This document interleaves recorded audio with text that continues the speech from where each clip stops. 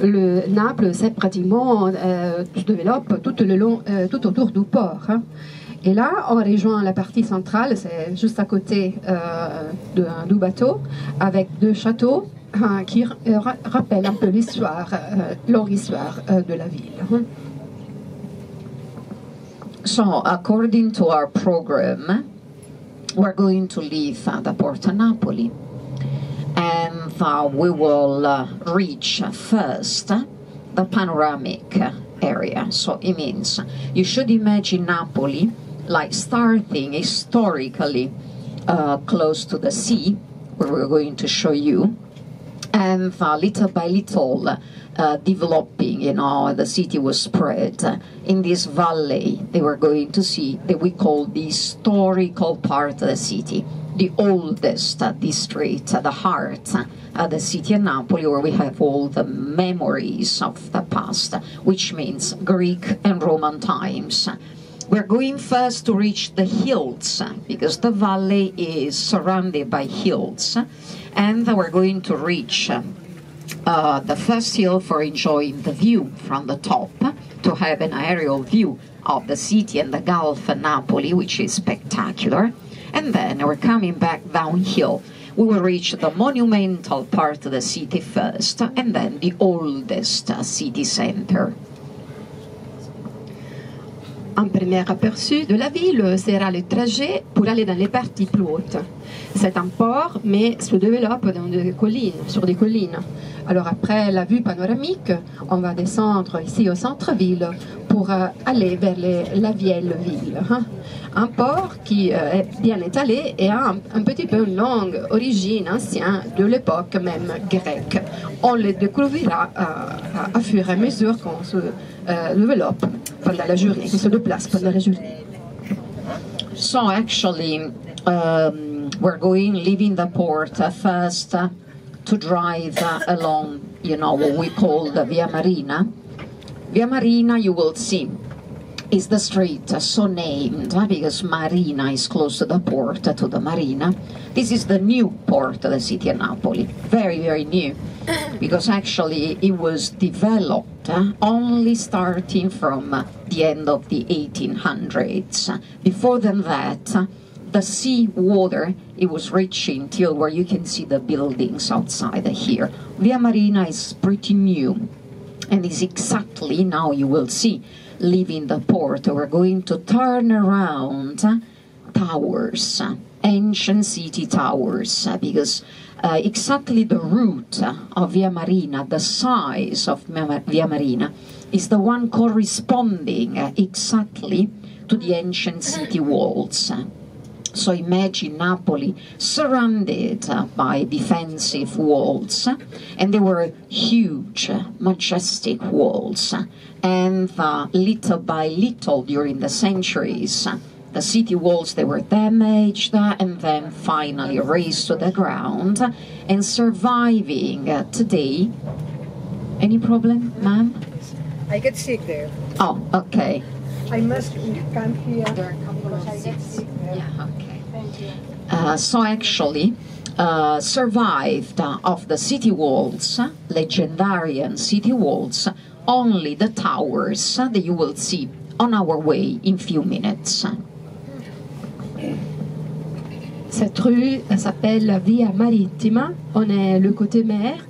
On a quitté la partie nouvelle du XVIIIe siècle et à la suite, là où il y a les ports aujourd'hui, mais là il y avait les remparts de la ville qui protégeaient la ville des étrangers, disons.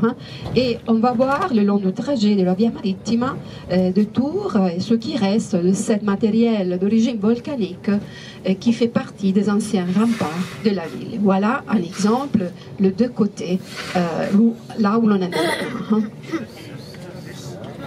So you can see these towers, they give you the idea, where the city was ending. And still today, I have to tell you, this part of the city of Napoli, from the locals, is not even considered a part of the city. Why? Why? What's the meaning of that? It's a bit depressed, part of the city. because actually here, Via Marina is the new route that was formed pretty late for connecting the city center with the outside, with the peripheral part of the city. So when you drive out of Napoli, by car, driving, or whatever, this is the way out. So all the buildings that you can see along the Via Marina, they have very, very little or almost nothing to do with the beauty of the architecture that you will see in the historical part of the city. There's a reason for that. Obviously, there's a reason. Not only this was the original place of the city walls, so imagine the area of the city in the past where they were protecting, so it was mainly for soldiers. But then there was the port inside, and during the Second World War time, Napoli, it was under the bombing, and actually all this area, it was totally razed to the ground. So that's why the face of Via Marina, it was so changed, and they lost the identity, the original flavor, of the city.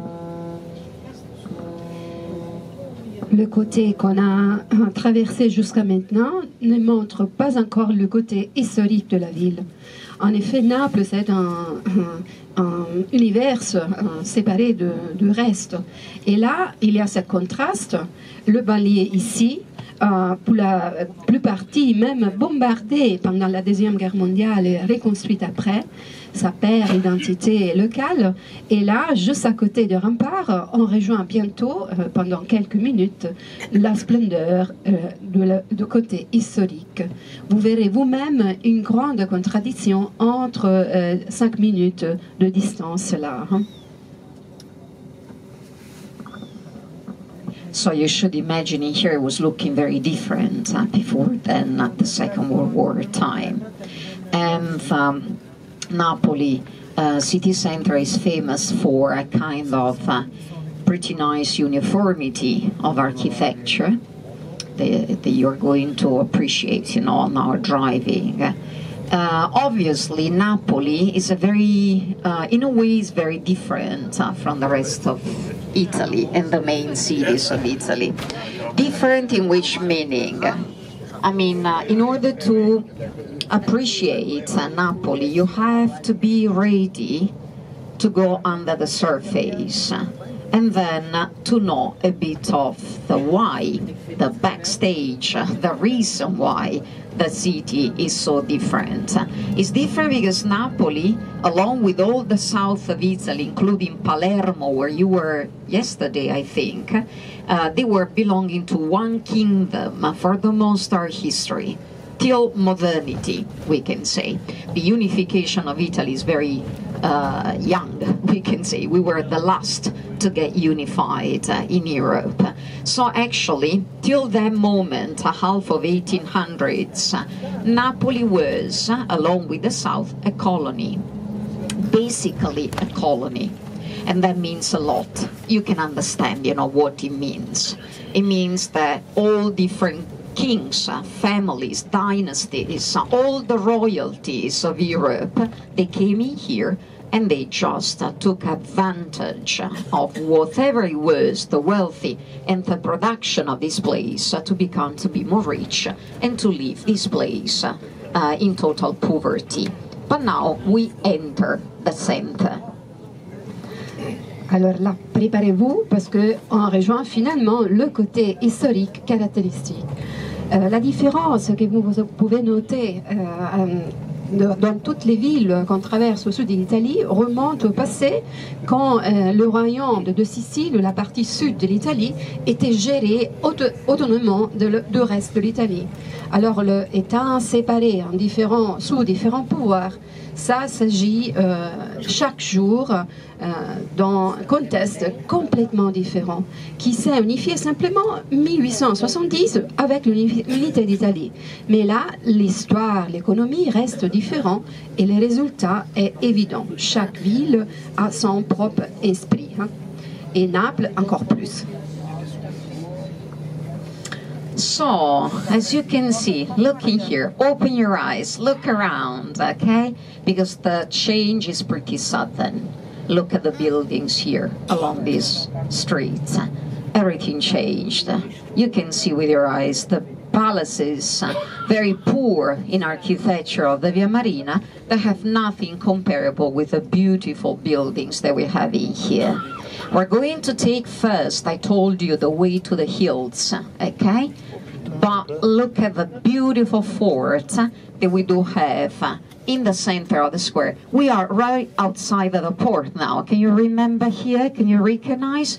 So actually this big square is what we call the City Hall Square, okay? And it's one of the two main squares of the monumental part of the city.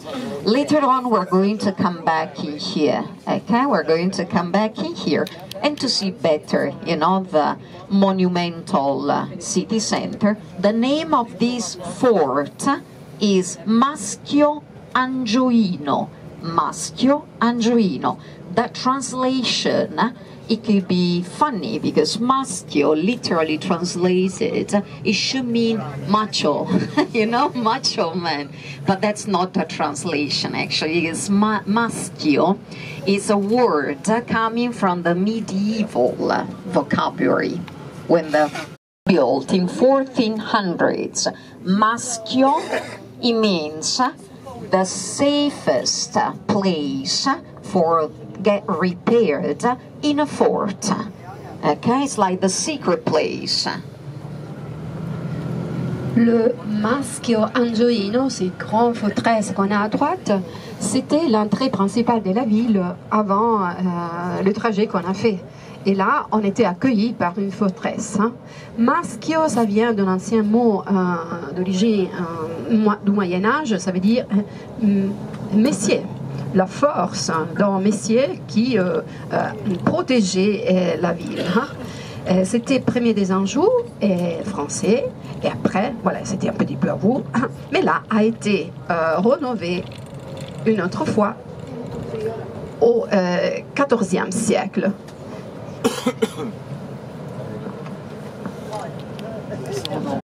Now this is one of the most beautiful districts of the city of Napoli, and connecting with the beautiful public gardens that we're going to pass by right now, and all the promenade, you know, by the water. We call this La Mergellina of Napoli, and with the sea view, you can start let's see what is possible to see today. Hopefully it will not be too cloudy, but let's see if we can see the islands. And from here we pass all the promenade and we start to climb, you know, the hills.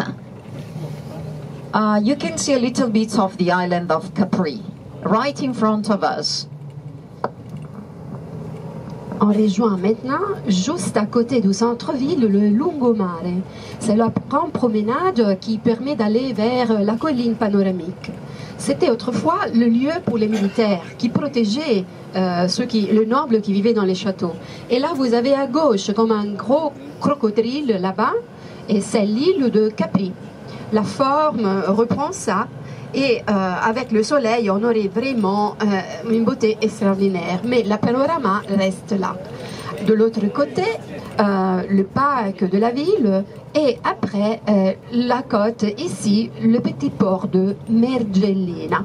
C'est là, à la suite, le long de la baie. On est situé au centre de la baie et on rejoint la partie nord tout au sommet. Vous voyez, on a organisé pour vous un petit peu de circulation, comme ça vous aurez l'opportunité de vivre une vraie expérience de la ville. Une petite chose, vous êtes déjà venu à Naples, vous connaissez le côté français? Non. Certains oui. Ok. Ok. So look at this, look at the beauty. You can start to enjoy the view of the Gulf of Napoli. On the other side, you know, these public gardens today, they were royal gardens originally. originally means that the origin of these gardens, they're dating back to a very important moment in our history. Just to summarize to you the history of Napoli, because it's extremely complicated to tell you in few words. I don't want to annoy you, I don't want to make the tour super boring, because the history of Napoli is boring. It's starting 7th centuries BC, and we're still working on that, obviously. So actually, the beginning it was the Greeks, and the Greeks, the founders of Napoli, Neapolis, the new city of the Greeks. It was exactly along the coast here. On the way, I will show you better. We will show you better. And after, the Greeks, we had the Romans, and then all the different dominations till the very last, before to get unified. And they were the Bourbon kings. In the 1700s, they occupied, they took Napoli, and these gardens that have to do with that period of time, along with the aquarium, which is inside the gardens. Now we drive along this beautiful avenue with all the consulates from foreign countries. Alors là, un résumé de l'histoire de la ville. Bon, on passe 2700 ans. On va vers le 7e siècle avant Jésus-Christ, quand les Grecs, justement, arrivaient de la mer et fondaient la première colonie. Après, il y avait des invasions à la suite, les Romains les plus importants qui ont conquis le territoire. Et fin de l'histoire, le plus près de l'unité, on parle de la famille Borbone, origine espagnole, et eux, ils ont bien géré la ville jusqu'à l'unité. Et ça a affecté l'architecture qui traverse le siècle. Le côté archéologique, mais là, on est sur une sorte de superficie qui montre la version, disons, de après l'unification. So I told you all the consulates along this avenue, because actually you know that the embassies, they're only in the main capital cities. So we have in Rome, but each different country, foreign country, is represented, in our cities with the consulates. So this district, on a side we have the offices, the consulates. On the other side, there are beautiful condominiums where the diplomatic, all the people work employed, in these places, they live and they stay. So it's a beautiful residential area, ending in this beautiful square. Funny. The beautiful square with a fountain, which is in love, of Ulysses, jumped from the highest rock of the island to the sea. Her body, after she died, it was taken by the currents to the mainland. Touching land, it was transformed in a rock with a little village on top, Partenope, Napoli.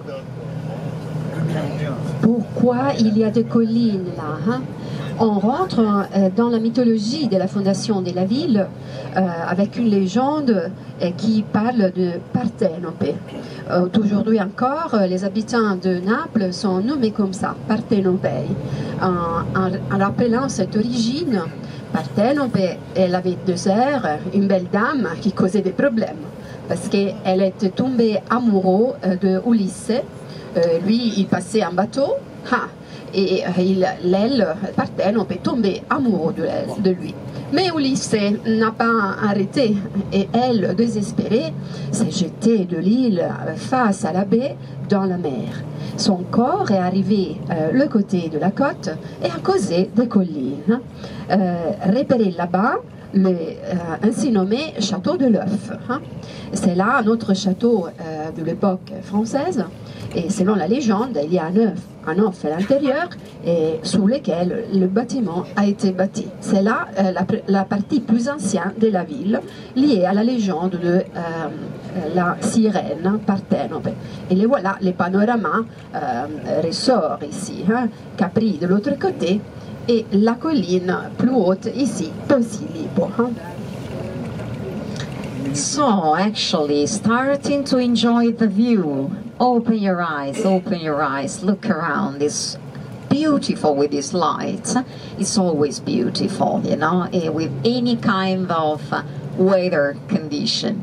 So I actually told you about the mermaids, and from up here, but even later, you know, in going down, it would be very easy to see, to enjoy the view of the castle. That we do have a third one. You remember, there's one outside of the port, Maschio Angioino, they were going to see again. There's one on top of the hill that was visible from the port, you know, from leaving the port. And there's another one in here in the middle of the sea. In a moment you will see that again, just looking down later, I mean, once we reach on top of the hill. And that castle is built on top of a tiny island connected to the land today through a bridge, an artificial bridge. That island is exactly where all the history of Napoli started. The original Greek colony, it was started on top of that few rocks in the middle of the sea. 7, possibly 8 centuries BC. We don't know yet. You know, sometimes it's hard for archaeology to establish, you know, the origin. And the view from up here starts to be incredible because we're climbing the hill of Posillipo. Posillipo is the name of this hill, and it's also the name of this district in Napoli. Particularly beautiful, especially for the view. Not that much for the architecture, because up here, look again, down the hill we have a lot of historical buildings. Uphill, look at this, all new, modern architecture. It's not that fascinating, but believe me, up here we do have the most expensive ever, you know, apartments to buy in Napoli. Why? Because when you open the windows of these apartments and you look outside, you have a paradise. There's nothing comparable in Italy, because look at the Bay of Napoli, the perfect shape that we have. So we have the Mount Vesuvius, I will show you later. The old peninsula closing the Gulf South, and that's the land of Sorrento. Sorrento and Napoli, they face each other in the same Gulf. Napoli is northwest corner. Sorrento is the southwest corner of the bay. In front, at the entrance of the bay, like an additional protection to the entrance to the bay, we have the island of Capri and 2 more islands, bigger, Ischia and Procida. Et les voilà la géographie de la baie de Naples qui s'ouvre, hein, de la colline de Posillipo au Lonnais, ça veut dire du grec paus, hein, la fin de la douleur. Les maisons élégantes permettent de repérer le profil de la baie. De l'autre côté, la presqu'île de Sorrento, face à l'opposé. C'est ça qui termine en suivant face à nous, le crocodile que je vous disais, l'île de Capri. Et tout au centre, là-bas, en descendant, on verra mieux, il y a le volcan Vésuve. Hein. C'est une chose unique. Là, c'est le côté moderne, côté architecture, mais si vous avez envie de rester là et acheter un appartement, c'est pas tout à fait économique, hein, parce que la vue est unique. Et on va en profiter en montant un peu plus haut. Hein. So I can tell you that when they sell an apartment up here, I mean, it's not one of that situations where you can evaluate, you know, if you want to buy or not, because they never make public the price. never. So actually, everyone in Napoli, we know, then to buy an apartment in here, we have to talk about millions of euros. Yeah, even for small apartments, because majority of these, I mean, they are not huge because they are modern buildings, so they do not have huge. Different is down to the water. downhill, and now we are going to reach the easiest place, for our bus to turn around and to come back along here, because we like to make a brief stop for a picture, just the ones of you that want to get out quickly for taking a picture of the view, because we have to give you a chance. It's mandatory. So actually, consider that the ones downhill that driving back you will see again when you will look down off the balcony is totally different. They are beautiful villas. They use a lot of their villas for movies, for the cinema and television, because they are spectacular. Each one of them is part of a huge property. If you look along the street, there are from time to time on our left gates. That gates, they are the access to private properties, starting from here with beautiful gardens, reaching till all the way down very often to the water, when they have these monumental buildings with a private pier, where in summer you can see the yachts of these people, and they still belong to the aristocracy in Napoli. On the other side of the hill, reaching there, because probably the microphone here would be too serena, there's the other side of the suburbs of Napoli. This is the southern side. On the other side of the hill, there's the north side, where we have, an area of volcanoes. Okay? Le côté élégant. Si vous avez envie d'acheter un appartement à droite, eh bien c'est un peu difficile, parce qu'il paraît que les prix sont très intéressants, on dirait des millions d'euros, mais ils ne veulent pas le vendre à quiconque. Et alors, disons que la vente n'est pas rendue publique. Le côté gauche, on fera le tour pour revenir au centre-ville, est jalonné par des villas, on les repérera mieux en descendant, des villas privées qui n'ont aucune possibilité que quelqu'un construise en face, et de jardins privés. Il s'agit des villas très importantes, et là, le côté nord de la ville termine avec la baie de Bacoli, et à la suite, il y a des autres quartiers, disons, périphériques, qui ont une sorte d'impression de style complètement différent. Vous voyez, la ville se déroule le long des kilomètres et change, varie à chaque 5 minutes, élégant populaire à la suite. So actually, all the area that you can see on your left from here, you can see the stadium, the soccer stadium down the hill, down here. You can see the circular building, St. Paul. Le stade de Saint-Paul. Vous repérez, si vous êtes sportif là-bas, c'est la structure qu'on repère le long, en bas de la vallée.